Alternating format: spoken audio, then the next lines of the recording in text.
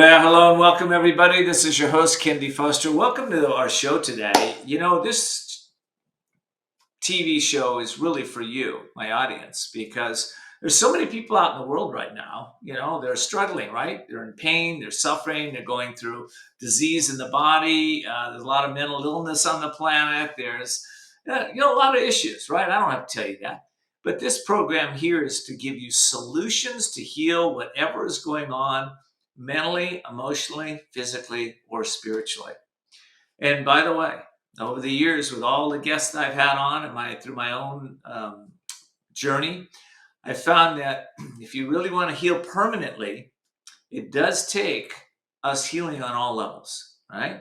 Most people try to just heal, the mind and not the body, or the body and not the mind, or they try to heal the emotions without the body, or, vice versa. Or maybe they try to heal all that, but they leave out the spiritual aspect of that. And I can almost guarantee that things will show up in a different way if you're not growing, evolving, and learning what you need to learn. So today we're going to be talking a little bit about resilience. And we're also going to be talking about what you can do with your how to empower your children, some parental strategies, a fresh perspective on teen mental health, and a new framework for healing from my very special guest, who I'll be introducing in just a minute. But I want to talk to you about resilience, right? Any of you, I've been a life coach for 30 years. And, of course, author, speaker, and show host, and all those things, right? And what I found is that if you will get clear with just one thing, get clear with why you want to heal, okay? Start there. Why is it that you want to heal your body, okay? Or your mind, or whatever's going on in your life? And then so write out why. Write it out. Once you understand your why, it'll drive you. And the next piece there is then to set up a 90-day I want to call it your realignment, a 90-day realignment. And you can do this, again, with all areas of your life, okay? You can do this in your career, in your business, in your relationships, in your spiritual life, in your financial life, right? Maybe you're not having a lot of fun, but plan on doing a 90-day realignment, one day at a time. This will help you, right? Because resilience starts with how you interpret your life. And if you replace I don't know if I can do this, or replace the excuses or the victim consciousness, I don't want to talk down to anybody. I don't believe anybody's a victim. I think you all have choice, right? But if you replace those stories with empowering narratives, that's the moment that you choose to grow. And you choose to step into this higher place to overcome whatever's there. Listen, I know a lot of people are going through a lot of stuff. I've gone through tons of stuff in my life.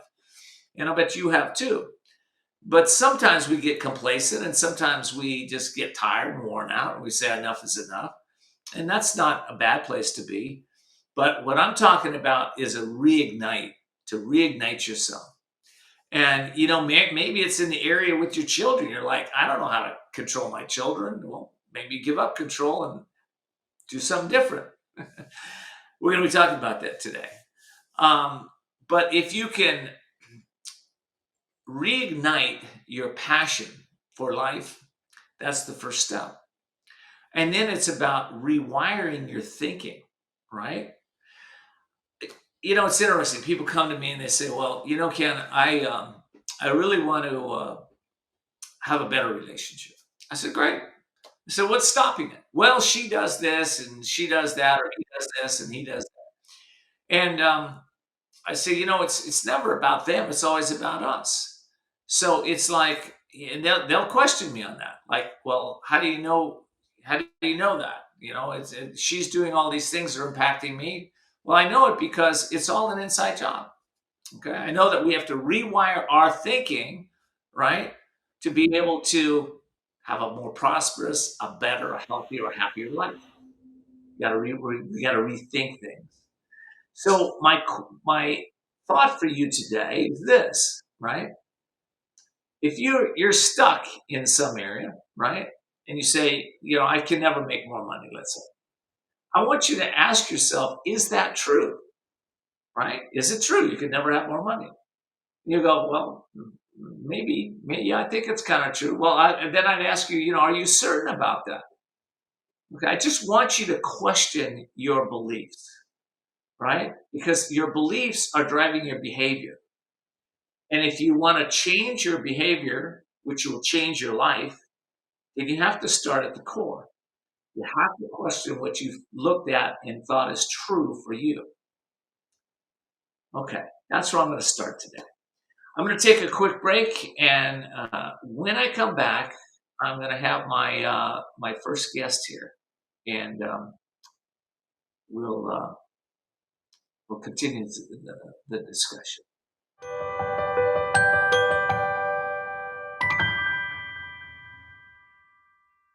Whether because of discomfort, lack of mobility, your lifestyle, or occupation, you sit inactively way too many hours a day. Introducing Ellipse, the premium quality automatic seated exerciser that strengthens legs, increases mobility, and boosts circulation without physical strain or impact. It is so quiet that none of my coworkers even know I'm using it. Strengthen and tone your legs, increase your mobility, flexibility, and balance. Plus, stimulate healthy circulation. My joints feel better, my knees feel better, my back feels better. It makes me feel stronger too. Perfect for home therapy. Whisper quiet to use while you work. My circulation is moving, I'm burning calories, and it makes me feel energetic. Call now and order Ellipse, the seated exerciser that strengthens legs, increases mobility, and boosts circulation. Call and get upgraded to the Deluxe Bundle. Get the faster motor or 5 miles of steps per hour, the step counter, the sport mat, and wireless remote. Call now.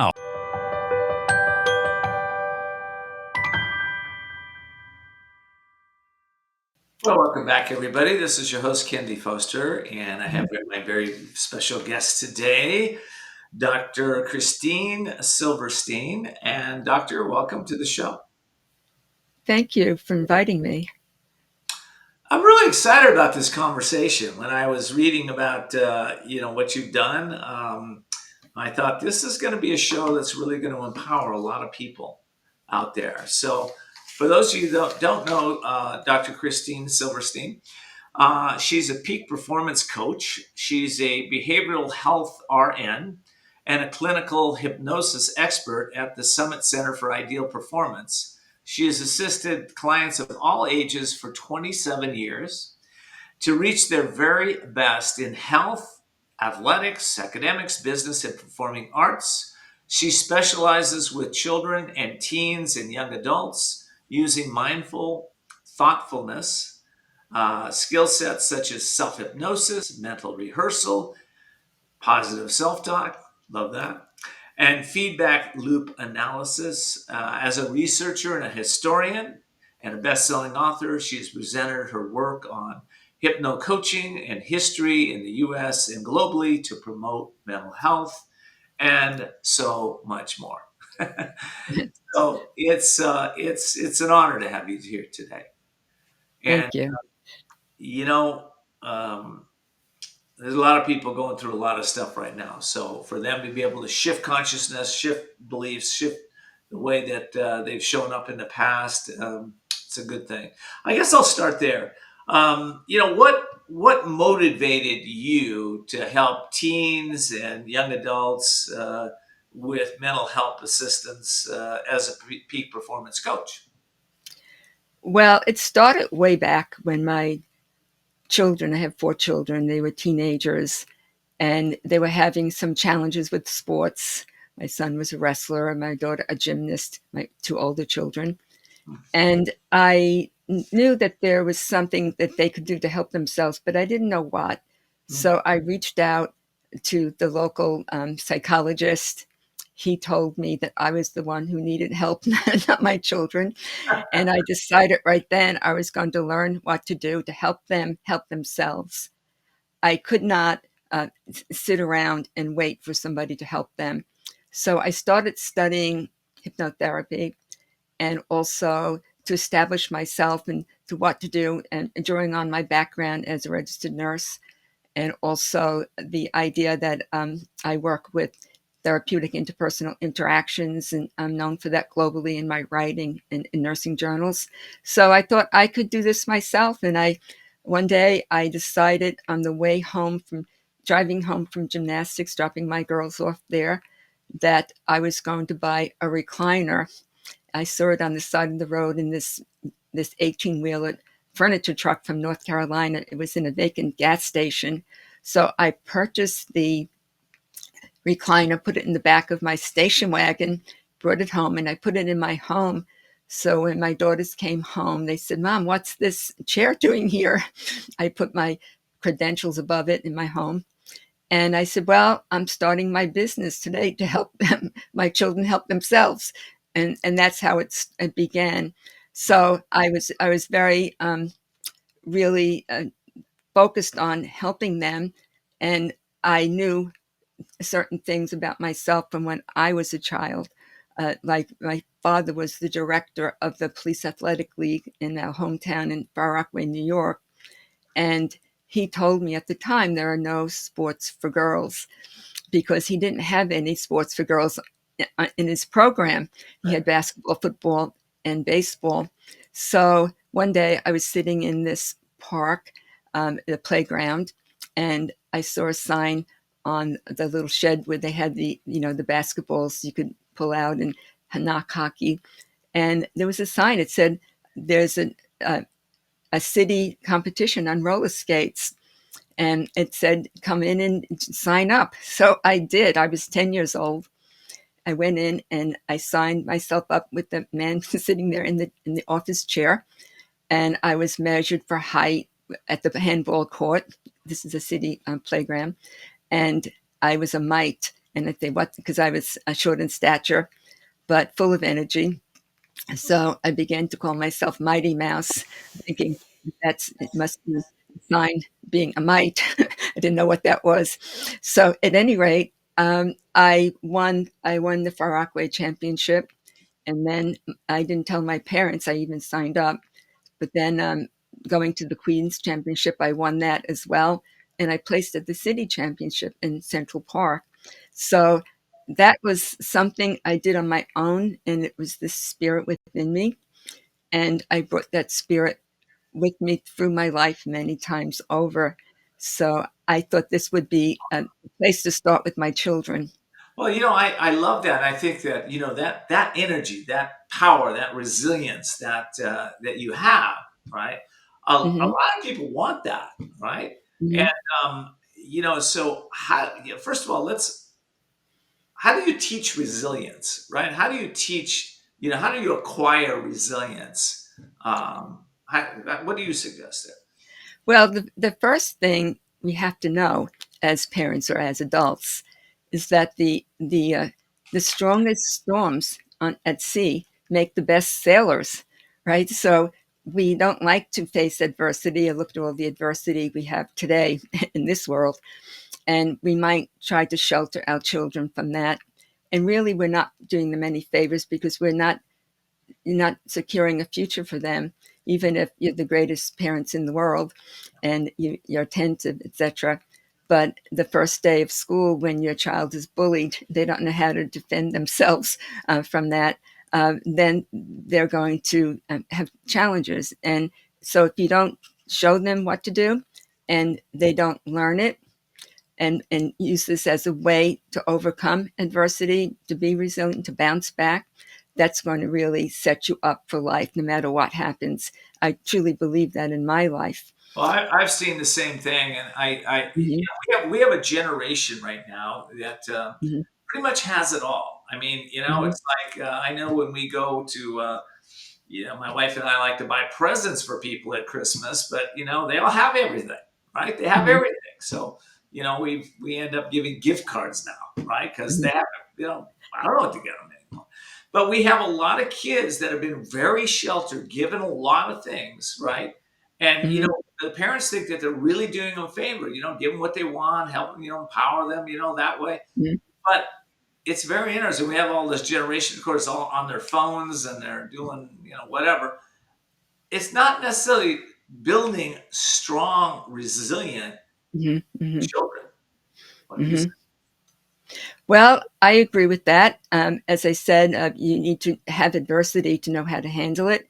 And it's good to have, of course, the support of adults, a coach, a parent, a guardian to assist you, somebody who's grown up and supposedly knows what to do themselves. But there's where the challenge is in this society when people are so overwhelmed with the price of gasoline and food and losing their jobs, government shutdowns and things like that. Adults are having challenges and they haven't learned what to do. So we need to go back, as you were saying in the introduction, and look at ourselves. I believe we have to know ourselves and also maybe look at the traumas that we've had so that we can overcome them, so we can help our children to do the same. And it requires some insight into who you are and also where your challenges were. And I do believe that we can use, like I do, to be Mindy Mouse for the rest of my life. That's a great mental recall for me. It's like I'm going to be on this TV show.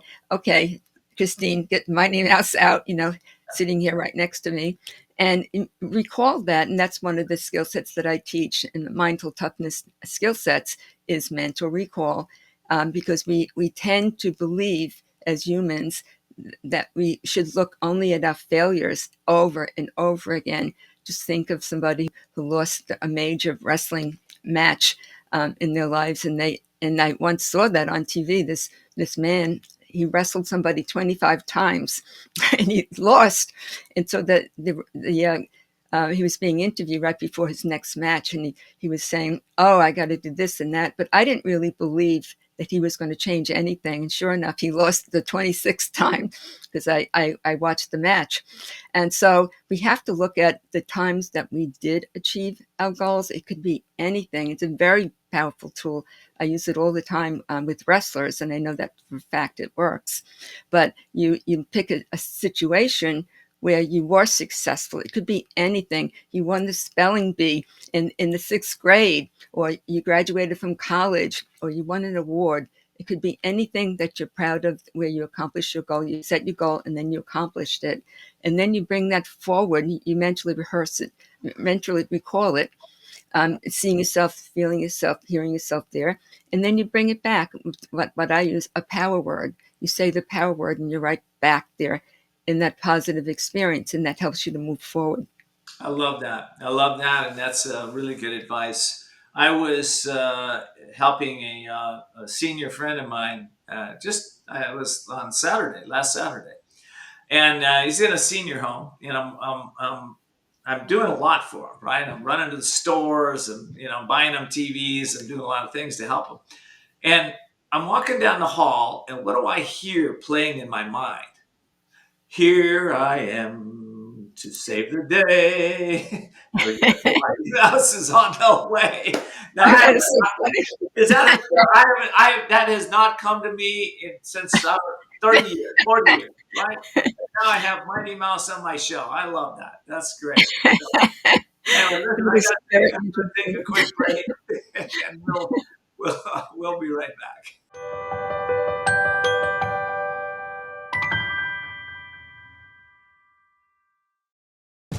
Imagine this is your money and someone wants to take it from you. Who is it? The IRS. Guess what? They want your money and they can take it, all of it if they want. Remember, they sent you that letter right over here that said, hey, you owe us a bunch of cash and we're going to take it from you right now. So what do? You fight back by letting our team of experts work it out with the IRS so you can keep your money. And hey, we're good at what we do. When you hire us, you get a team of guys on your side that know the IRS laws, and we'll fight really hard to save your money. So, if you owe the IRS a ton of cash and you want to keep it, call right now and learn for free how we can help you put it back in your pocket. 5 minutes of your time right now can save you thousands of dollars. And the best part, it's a free call, so please call right now.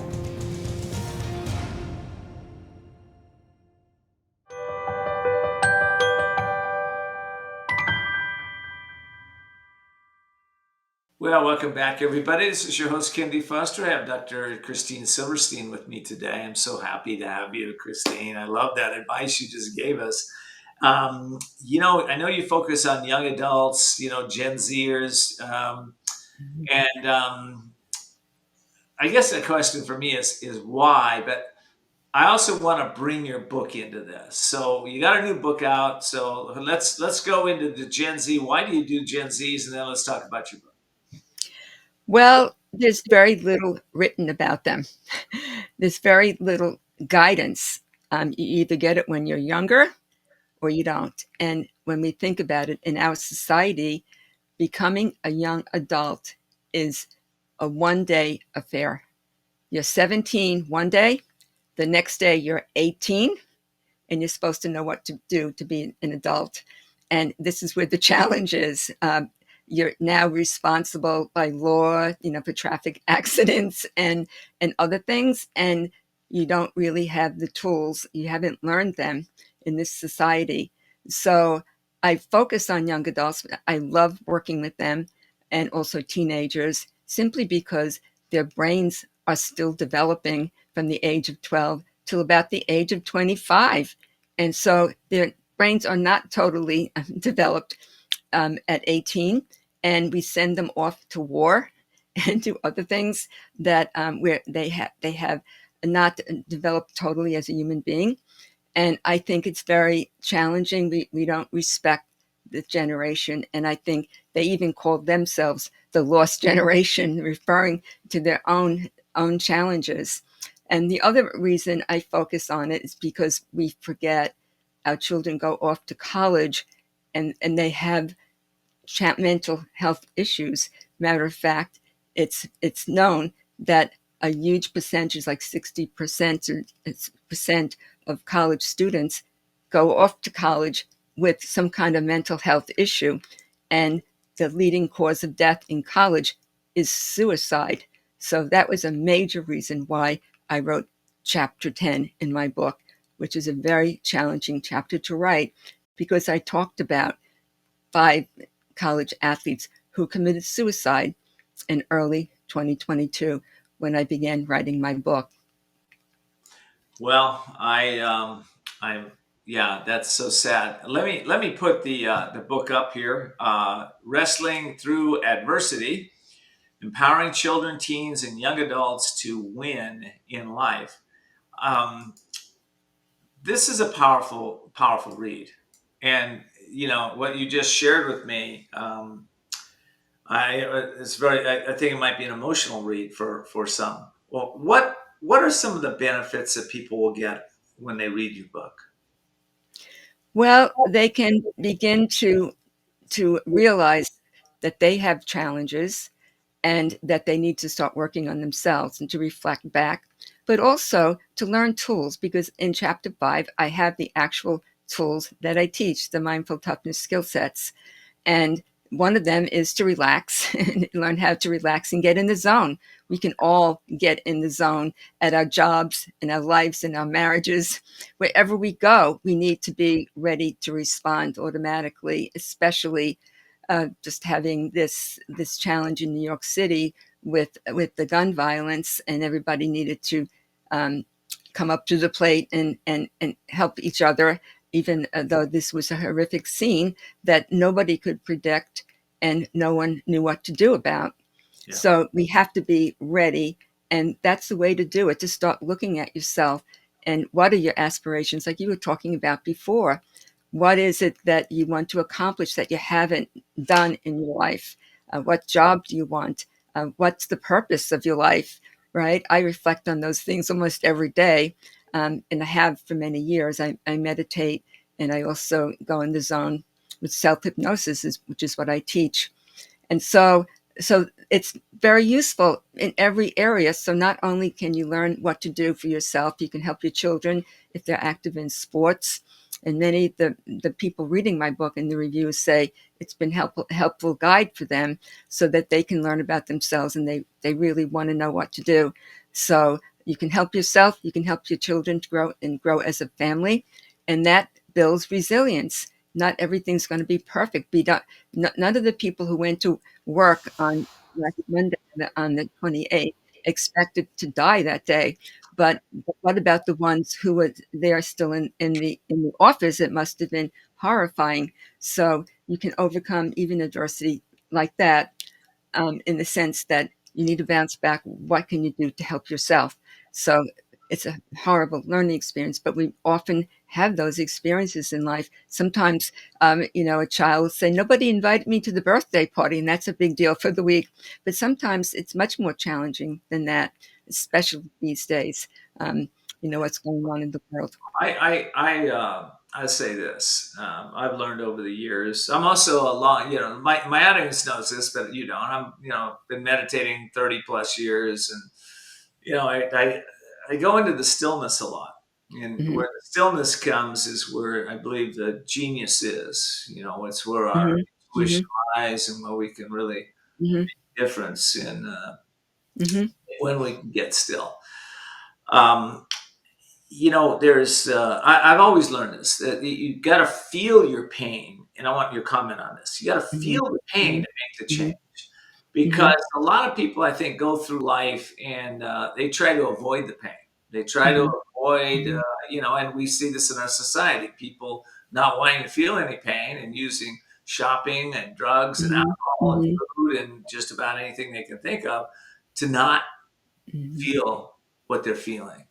So, is this an issue in Gen Z? Is this something that what's your comments on that? What's your thought? Well, I think it's an issue with everyone because it's painful to feel. It can be very painful. So I I work with the technique, hypnotherapeutic technique called the affect bridge technique, where I help my clients go back in time, to an event. Maybe it happened when they're 10 or 8 or sometime even earlier, and to experience it. You have to experience it and know and really feel it as you're saying, and then you can release it. And after that, after they recognize that this was a challenge, you talk about it, and I bring them to what I call a split screen.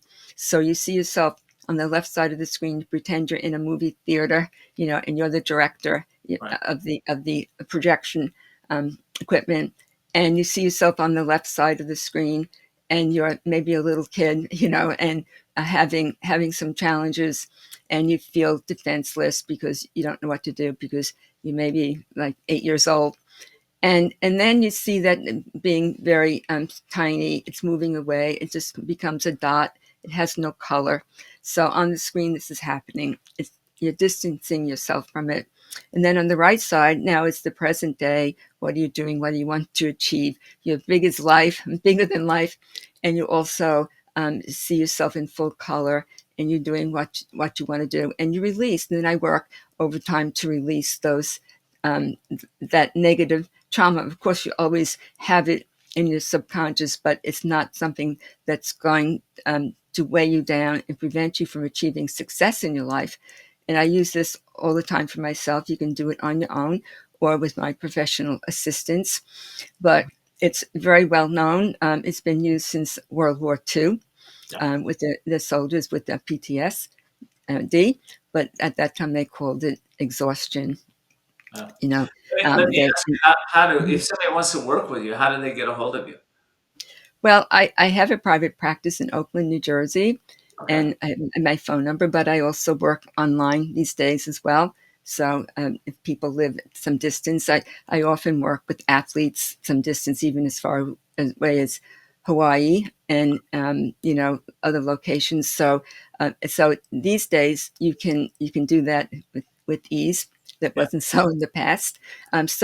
So people, if they Yeah. really want to learn, they can do this. And I've worked with many people. I can give you an example of what happened Well, with them. let me, do you have a website address or an email that they could contact you? Yes, yes, I have a website. It's idealperformance.net, Great. and you can contact me there. And also my phone number is 201-760-1600, and then you can contact me. That's my office number. Okay. And I can also I have a form online that you can sign up to contact me. Okay, great. Give that website address one more time, Dr. Christine. idealperformance.net. Okay. And I have another one relating to my book, drchristinesilverstein.com. And one thing I want to ask about the book is, where can people get the book, right? Yes, you can get it on Amazon. It's in soft cover, Okay. also ebook, and Okay. it's an audio as well for those who like to just listen. It has great stories in it. Ah, that's really good. I love that. Yeah, I love listening to the audio, so that'd be amazing. Well, listen, I'm going to take a quick break, and then when we come back, I want to talk a little bit about the research that went into your book, Wrestling Through Adversity, and Mhm. why your research on psychiatry is important to explore as you were writing this book. So we'll take a Mhm. quick break.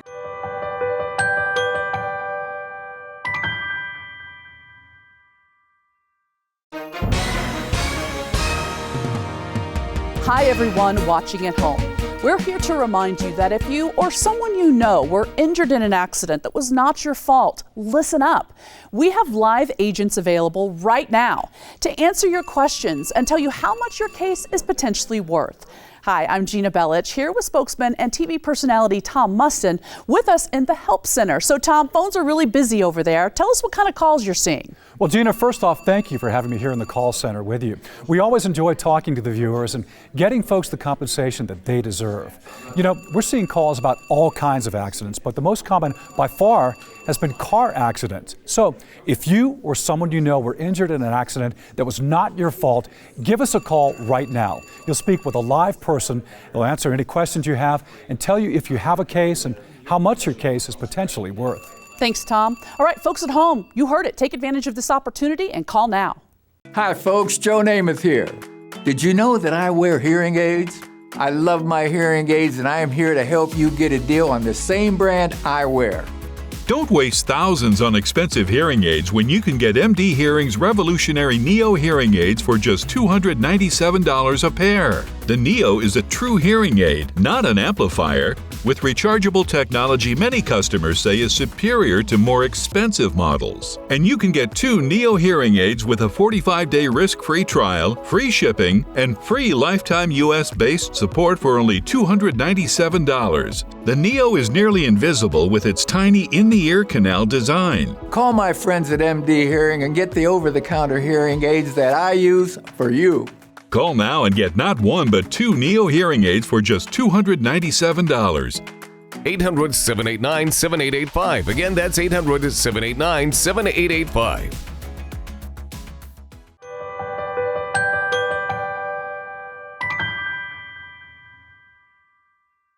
Well, welcome back, everybody. This is your host, Ken D. Foster, and I'll be right back with my guest in just a minute. But what I want to ask you personally is to go to our YouTube channel and subscribe. Why am I asking you that personally? Because if you do that, you'll be able to share this show with people that you love and care about. And again, this show is all about you, my audience, bringing you the solutions to heal pretty much anything. So anyway, if you go to YouTube, it's youtube.com @ the little @ sign, The Courage Network, youtube.com @ The Courage Network. And I hope that you will check me out. So back to my guest. All right, Dr. Christine. Let's talk about a little bit, as I said before the break, the history of psychiatry and why is that important research into the book. What's going on there? Well, it really started when my mother, who was in a nursing home, was at the end of her life. And she was in a nursing home on Long Island. I live in New Jersey. So I started off my trip one day. I bought her some lunch at the local deli, and I had to go across the George Washington Bridge and all the way out to Long Island. And I got stuck there on the Long Island Expressway for 5 hours in an oil slick. Oh. Oil slick, right? So I never got to see my mother.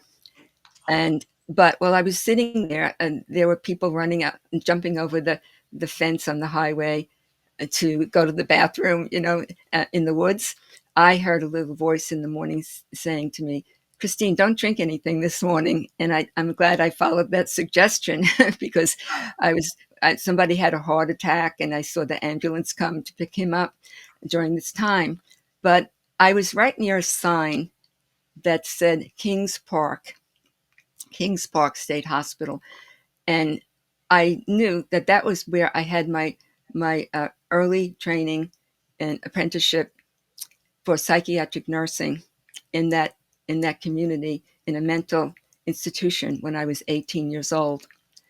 And I began to drift back while I was sitting in the car to what happened there and the little kids that I took care of in the pediatric unit, and all the cases of this one little boy who had autism, and he had to wear a football helmet on his head, not to play football, but just to protect it because he banged his head against the wall all day long. And I remember the mother, who was a nurse, she was blamed for giving him autism. This is way back when we didn't know better. And so I'm remembering these stories, even the stench of the bathroom there in that unit, and I'm breathing it in and sitting in my car, imagining it. And I'm also hearing my mother call me, Christine, Christine, off in the distance. But as I said, I never got to see her. She died a couple of days later. And so I began to think back to that time, and right there in the car, I wrote an article for a nursing journal. It was the outline, Therapeutic Interpersonal Interactions, the Sacrificial Lamb. And that was the outline. And during the week of her getting ready for her funeral, I wrote the article and sent it in to Psychiatric Nursing Journal. And it was published right away. It became a seminal article. And it was all about how to talk to people as persons, how to help them to be healthy, body, mind, and spirit. So that was the impetus for adding that to my book. But also, when I first started writing, I told the story of that day with my mother, and that I couldn't get to her. But I wanted to do this for my mom, who was there for several years in this nursing home. And she had this challenge. She loved to sew. She loved to have her sewing kit and her sewing, her scissors. And they took them away in the nursing home. And that was always something that bothered her. But right before she died, somehow, some way, she got, I don't know, in her wheelchair or walk, or somehow she went to the nurse's station and she took the scissors back that they took from her when the nurse wasn't looking. How we knew this is when we cleaned out her wardrobe, we found them there in the back of the closet. So for me, I wrote that chapter in the book for my mom. And so I wanted to add it very early on when I was working with someone. He called himself a book whisperer, and he was helping me organize the chapters. And I said, well, chapter 2, it has to be on psychiatry. It has to be on psychiatric nursing and my experience as a young adult.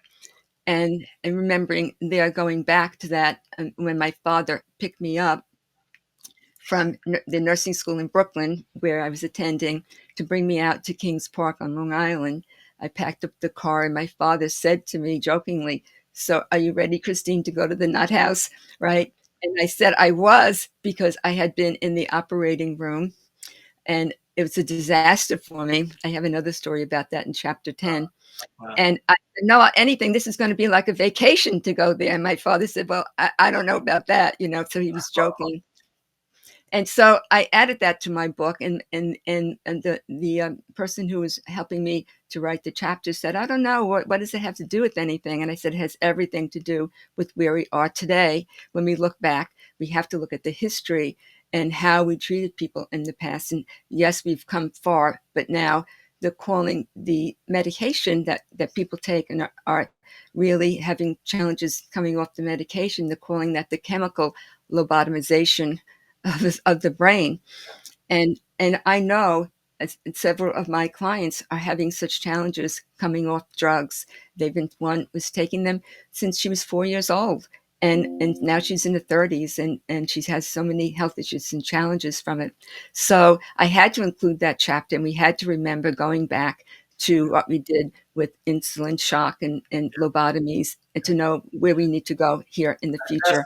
That's a really good point. I really like that the point that you made about the the drugs are really a lobotomy. I mean, they really are. Some of those psychotropic drugs that the psychiatrists are giving to young people are really messing them up. Those Yes. drugs are now if you read the symptom, if you read what the dangers of these drugs. The black box on the drug. It Yeah, if says you read the it could black cause box on the drug, you'll see that what you're trying to suicidal. eliminate is exactly what they're causing. So Yes, you've got suicidal to read. ideation. Yeah, what's It that? says it right there. Suicidal ideation. These drugs can cause. Exactly. It says it right on the box, and you got to pay attention. They didn't put it on that box just Mm-hmm. their own health, right? The drug companies would rather not put that on their box. But what Yes. happened is they dumbed down America with all the advertisements on the TV shows with all Mm-hmm. the side effects. Okay, now people Yes. go, oh, they're just the same old side effects. No, you got to pay attention. Those side Mm-hmm. effects are real. So, Yes. let me ask you. What and why do you think is the paradigm shift that we need in addressing mental health issues in the United States? Well, we need to look at it in a different way, totally. Of course, the medical model that we're using still in the 21st century is something that was developed in the 17th century by Descartes, the philosopher. Yeah. And he said the mind and body are separate. And we still have that in the medical model. We go, to the psychiatrist over here and to the medical doctor over there, even though they're both intertwined. We cannot separate it. So in my book, I have another chapter talking about realizing the whole self and the history of the mind-body connection and how it began and what we need to change, because we still focus on this medical model.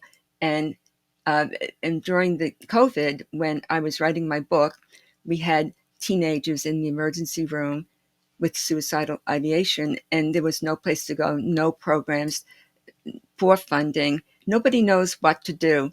And these are the healthcare professionals. So all they know to do is to give them drugs. And they can help initially. I'm not against drugs or people who take them, but sometimes they can help you to calm down and to regroup, but there's past that, there's nothing to do. So these teenagers, they were in emergency rooms sometimes for months, and a reporter from the New York Times kept a note of that, so it didn't go out of the news cycle.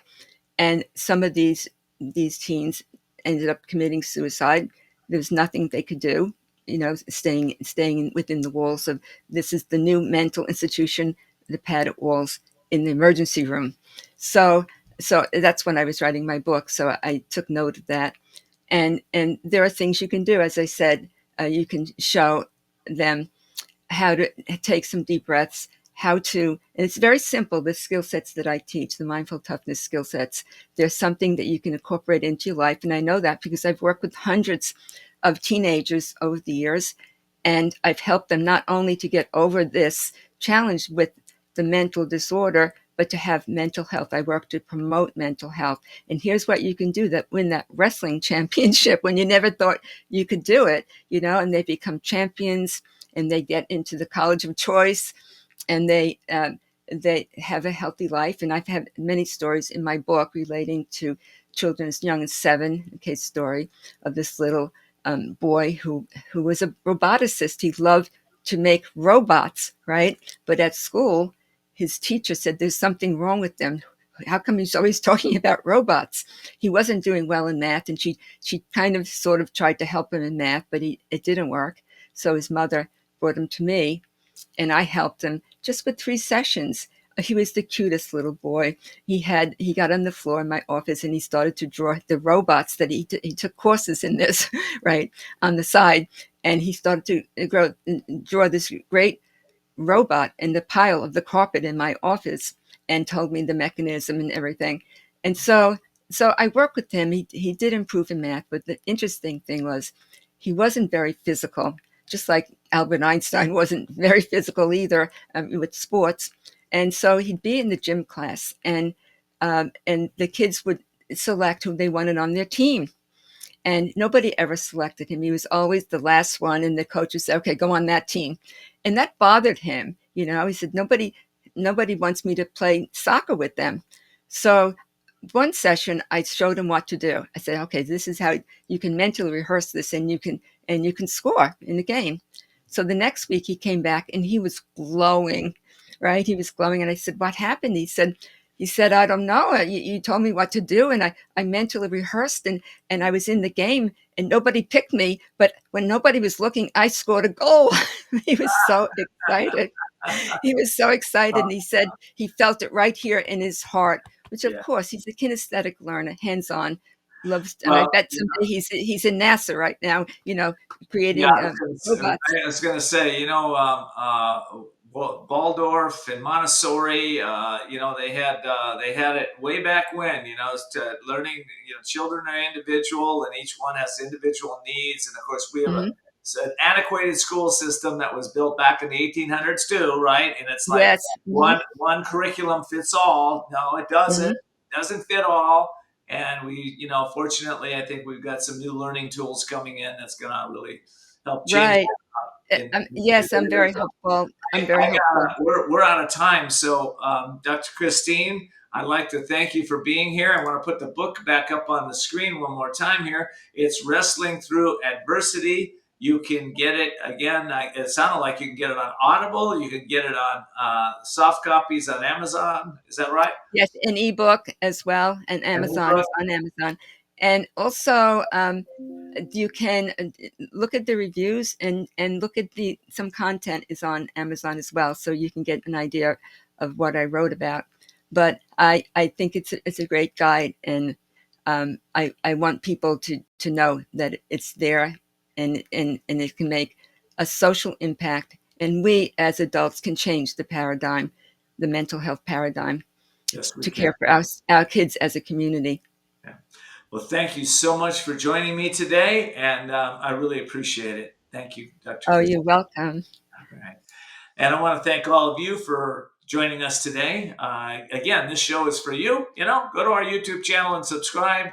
YouTube.com @ The Courage Network. You can subscribe to us. And I hope you pass this show on to people that you care about. And it is a good idea right now. Go and get Dr. Christine's book. Why not? Somebody has to do it. Might as well be you. Wrestling Through Adversity. Why wrestle it with yourself when you can learn the techniques that she has in her book? All right. Well, take care until next time. Make sure to tune in so that you also can heal it, whatever that is.